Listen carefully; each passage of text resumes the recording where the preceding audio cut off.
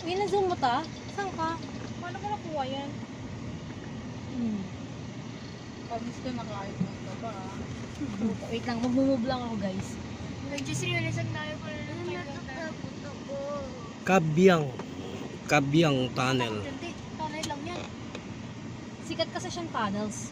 Ah, ganun? Yeah. Ayun dahil yung picture, di ba? Sikat na tunnel kasi siya. Yan ang pinaka pinupunta ng mga rider, di ba boy? Tapos dyan sila nagka-picture.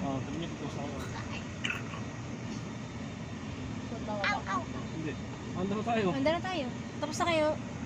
Sige. Kaya dito, zoom na zoom. Yan, ang ganda ng ano, angle ng Maynita. Ano pa kaya kung nasa pinaka dito? Yung iba talaga, humihinto talaga sila dyan, no? Parang picture. Siyempre. Pinakamahabang tunnel na to yan dito sa Pilipinas. Tama ba? Isang oras na tunnel yun. Mahaba ba yan? Paglagpas, maano na daw?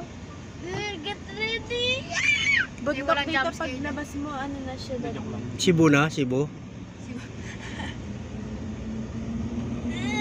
Okay guys, Kabyang Tunnel. Rated ka to! Madilim. Dilim, no?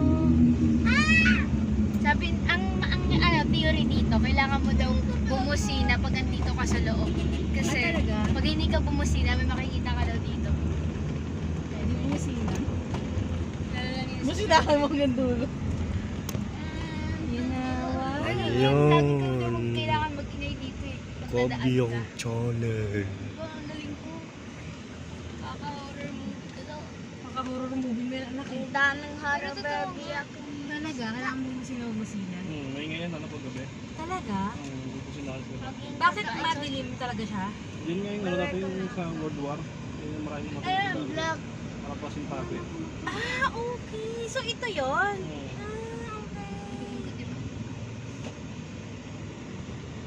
Dito pala yung World War. Kaya madalas kasi niya may natulog pa. War. Talaga? Kaya pala sikat na sikat siya.